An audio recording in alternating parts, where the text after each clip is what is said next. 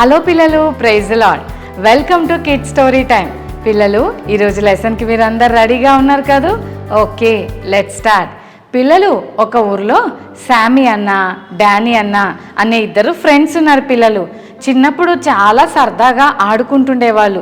ఎప్పుడన్నా స్కూల్లో హాలిడే ఇచ్చారనుకోండి, వీళ్ళిద్దరూ కలిసి గ్రౌండ్కి వెళ్ళిపోయి క్రికెట్ ఆడుకుంటూ, అప్పుడప్పుడు వాళ్ళ ఇంటి దగ్గర ఉన్న చిన్న కాలువలో ఫిషింగ్ రాడ్స్ తీసుకొని వెళ్ళి చక్కగా ఫిషింగ్ చేస్తూ ఉండేవాళ్ళు. పిల్లలు చాలా హ్యాపీగా గడుపుతుండేవాళ్ళు. కొన్ని సంవత్సరాల తర్వాత ఇద్దరికి మ్యారేజెస్ అయిపోయాయి.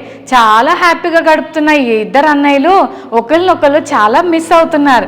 ఒకరోజు హాలిడే వచ్చింది. పిల్లలు అప్పుడు అనుకున్నారు, అరే శామీ, ఈరోజు మన ఇద్దరం ఫిషింగ్కి వెళ్దాం, మన చైల్డ్హుడ్ మెమరీస్ని మరొకసారి గుర్తు చేసుకుంటూ ఇద్దరు కలిసి ప్లాన్ చేసుకొని ఒకరోజు ఫిషింగ్కి బయలుదేరారు. పిల్లలు ఇద్దరు అన్నయ్యలు ఫిషింగ్ చేసిన తర్వాత ఫిషెస్ని కలెక్ట్ చేయడానికి 2 బాక్సులు సెపరేట్గా తెచ్చుకున్నారు.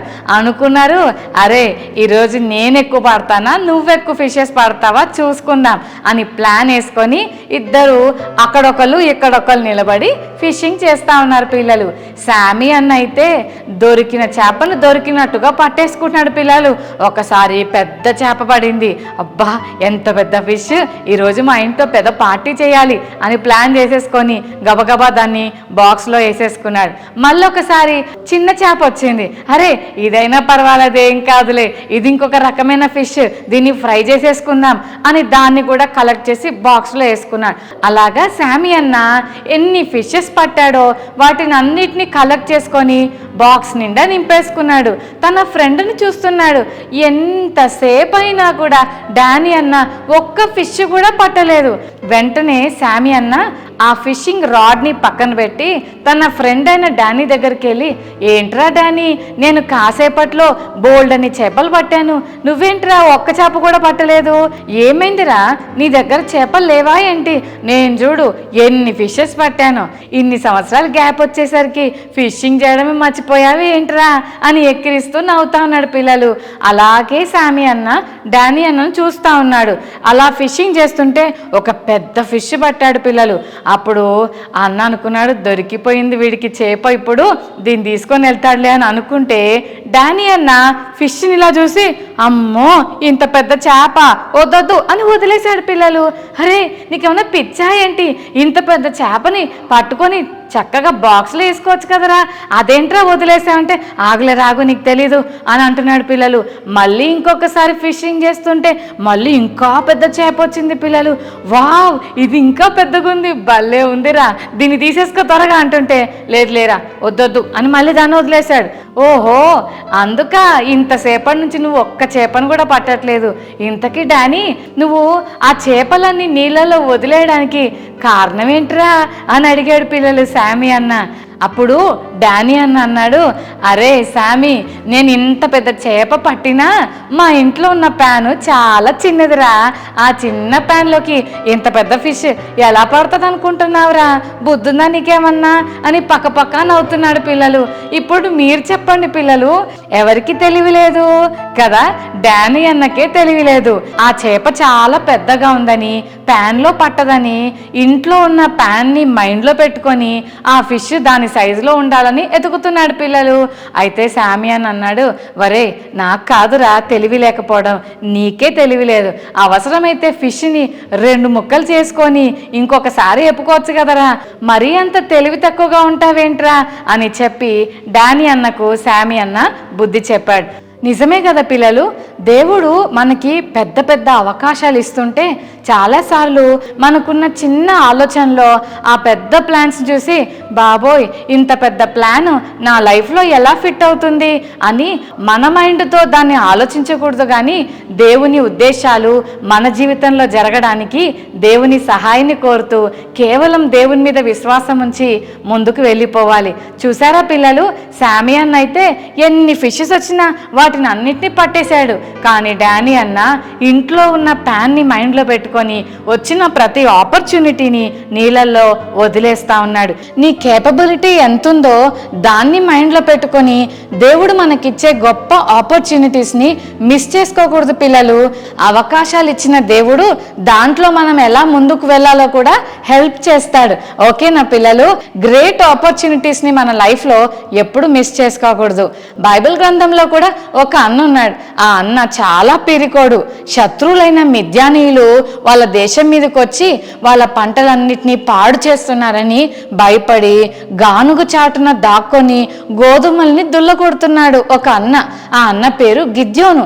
అసలే భయపడుతుంటే దేవుని దూత అతని దగ్గరకు వచ్చి పరాక్రమం కలిగిన బలాఢ్యుడా అని పిలిచాడు. పిల్లలు, నేనేమో భయపడుతున్నాను, నీకు నేను అసలు బలాఢ్యుడిగా ఎట్లా కనిపించాను అని అంటుంటే ఆయన అంటాడు, నువ్వేం భయపడొద్దు, దేవుడు నీకు తోడుగా ఉన్నాడు అని అంటే అప్పుడు అన్న అంటాడు, నాకు దేవుడు తోడుగుంటే మా లైఫ్స్ ఎందుకు ఇలా ఉంటాయి? మా ఎనిమీస్ ఎందుకు మా మీద ఫైట్ చేస్తూ ఉంటారు? మేము కష్టపడి పంటలు పండించుకుంటే మా ఎనిమీస్ మొత్తం వచ్చి తీసుకెళ్ళిపోతున్నారు, అన్నీ నాశనం చేస్తున్నారు. మరి దేవుడు మాకు తోడుగా ఉంటే ఈ కష్టాలు ఎందుకు వచ్చాయి అని ప్రశ్నిస్తూ ఉంటాడు పిల్లలు.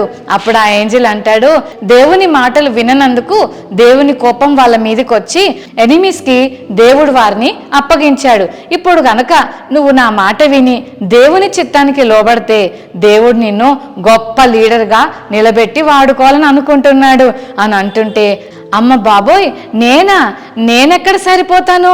ఇంతమంది ప్రజలకు నేను లీడర్నా? మా గోత్రం చిన్నది, మా ఫ్యామిలీలో నేను చిన్నోడిని, నాకు ధైర్యం లేదు, నేను అస్సలు సెట్ గాను అని చెప్పి తప్పించుకోవాలని చూస్తాడు పిల్లలు. కానీ దేవుడు గిద్యోన్ అన్నకున్న ప్రతి డౌట్స్ తీసి గిద్యోన్ అన్నకు గొప్ప ధైర్యాన్ని విశ్వాసాన్ని ఇస్తాడు పిల్లలు. అప్పుడు గిద్యోన్ అన్న కన్ఫర్మ్ చేసుకొని దేవుడు నాకు తోడుగా ఉన్నాడు, ఖచ్చితంగా నేను దేవునికి ఒబీడియన్స్ చూపిస్తానని ఆలోచన చేసుకున్నాడు పిల్లలు.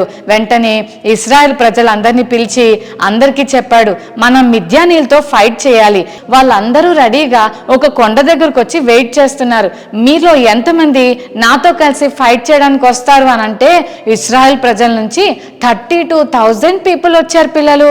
అమ్మ బాబోయ్, 32,000 అంటే ఎస్ చిల్డ్రన్, దేవుని పని చేయడానికి శత్రువులతో పోరాటానికి 32,000 పీపుల్ ఆ యుద్ధానికి వచ్చారు.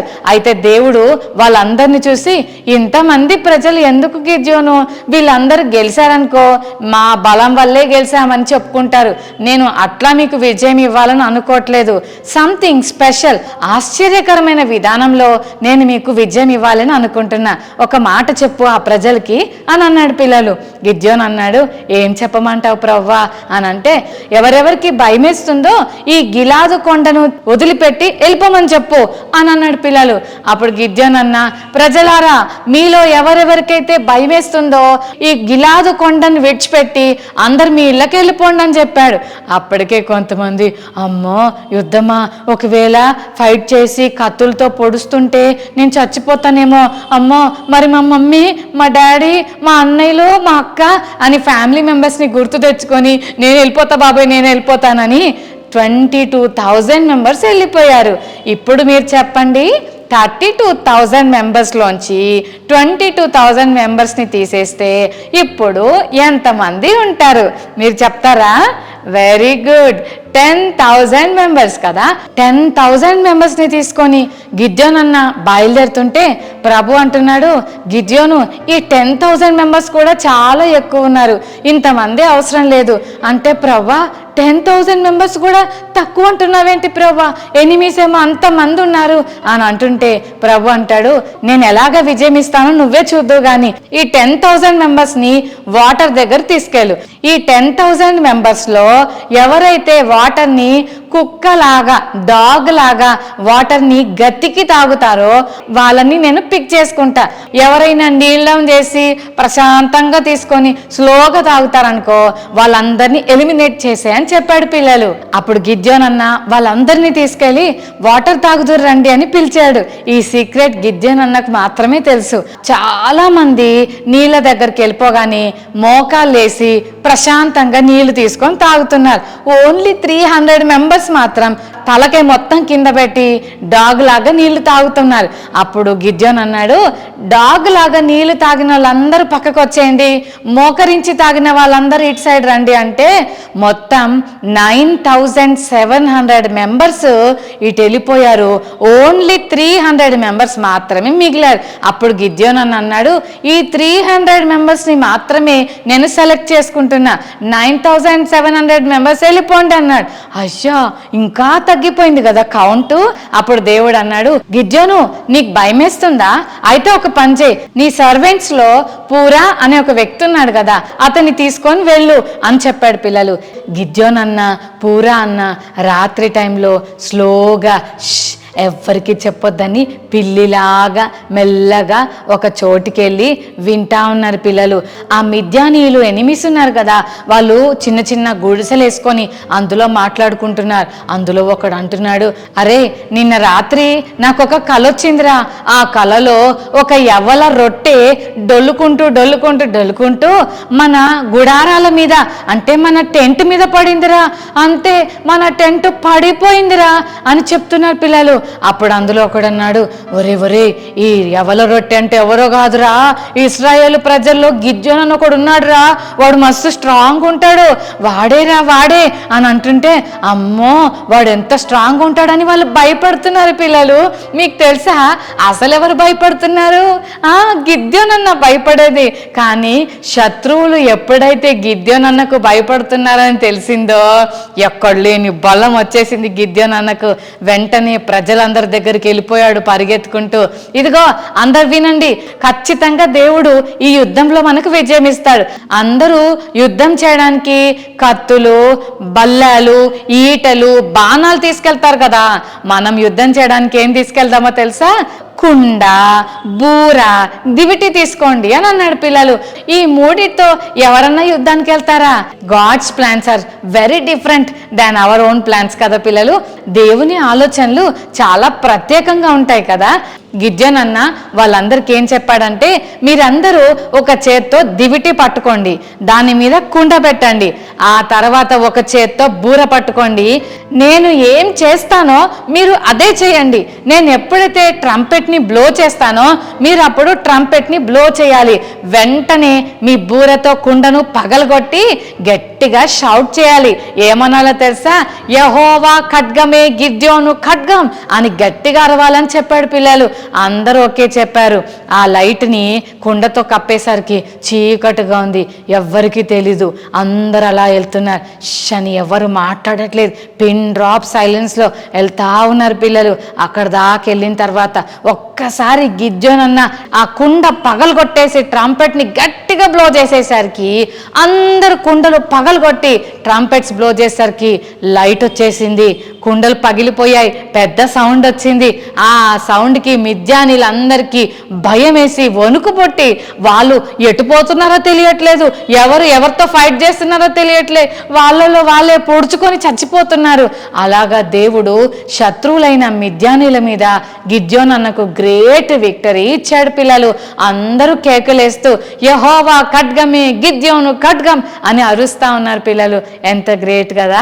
చూశారు కదా పిల్లలు, గిద్యోన్ అన్నకు అలాగే వాళ్ళ టీంకి దేవుడు ఎంత అద్భుతంగా విజయం ఇచ్చాడో కదా. మరి ఈరోజు మనం ఈ కిడ్ స్టోరీ టైంలో ఏం నేర్చుకుంటున్నామంటే, మనం అనుకున్నది ఒకటి కానీ దేవుడు మన గురించి అనుకుంటుంది చాలా ప్రత్యేకమైంది. పిల్లలు, అక్క నాకేమొచ్చక్క, నాకు ఏమి రాదు, నాకు టాలెంట్స్ లేవు, నాకు అందం లేదు, నాకు ఏమి రాదక్క అని ఎప్పుడు అనుకోకండి. పిల్లలు మనకున్న దానికంటే దేవునికి ఉన్నది చాలా గొప్పది. దేవుడిచ్చిన ఆపర్చునిటీస్ని మనం ఎప్పుడైతే వాడుకోవడం మొదలు పెడతామో అప్పుడు గాడ్స్ హెల్ప్ కూడా తప్పకుండా మనకి అందుతుంది. ఇందాక మనం చూసాం కదా, శామీ అన్న డానీ అన్న ఫిషింగ్ చేస్తున్నప్పుడు శామీ అన్న మాత్రం హ్యాపీగా చాలా ఫిషెస్ పట్టుకున్నాడు. కానీ డానీ అన్న ఇంట్లో ఉన్న ప్యాన్ని మైండ్లో పెట్టుకొని వచ్చిన ప్రతి బిగ్ ఫిష్ని వదిలేసేసుకున్నాడు. ఎంత సాడ్ థింగో కదా. ఇప్పుడు మనకున్న పరిస్థితులను బట్టి మనం డెసిషన్స్ తీసుకో చేసుకోకూడదు, ఎప్పుడు పెద్దగా ఆలోచించాలి పిల్లలు. నిజంగా గిద్యోన్ అన్న భయపడి నేను రాను, నాకు అసలు రాదు ప్రభువా, నాకు ధైర్యం లేదని అసలు ముందు అడుగు వెయ్యకపోయి ఉంటే ఎలా ఉండేదో కదా.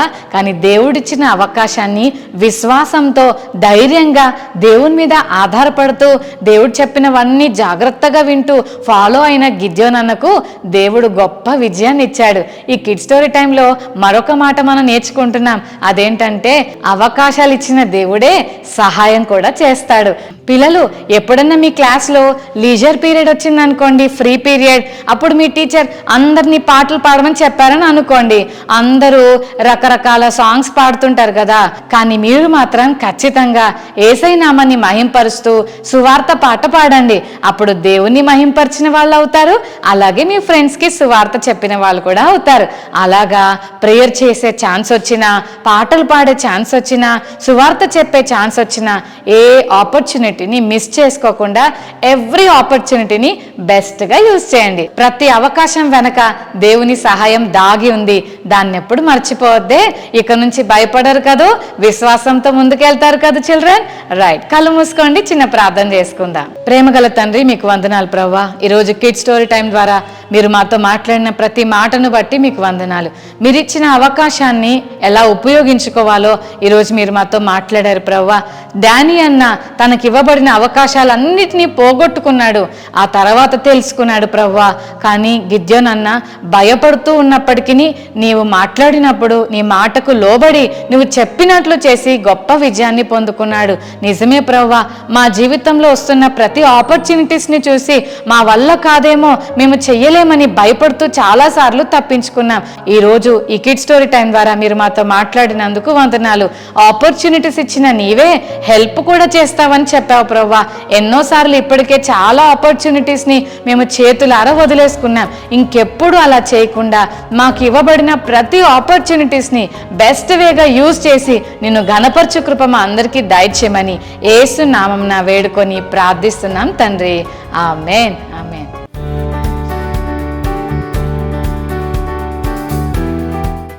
ఓకే చిల్డ్రన్, ఈరోజు మెమరీ వర్స్ నేర్చుకుందామా? యెషయా 55:8, ఐజయా 55:8. నా తలంపులు మీ తలంపుల వంటివి కావు, మీ త్రోవలు నా త్రోవల వంటివి కావు. మరోసారి నేర్చుకుందామా? ఐజయా 55:8. నా తలంపులు మీ తలంపుల వంటివి కావు, మీ త్రోవలు నా త్రోవల వంటివి కావు. యెషయా 55:8. Okay children, God bless you.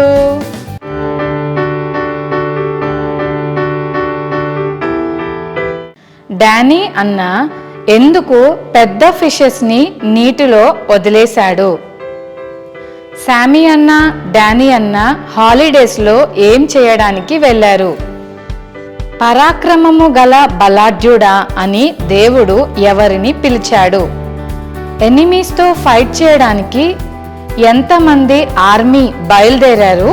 ఫైనల్గా ఎంతమంది మిగిలారు? ఆ 300 మెంబర్స్ యుద్ధం చేయడానికి ఏమేమి తీసుకువెళ్లారు?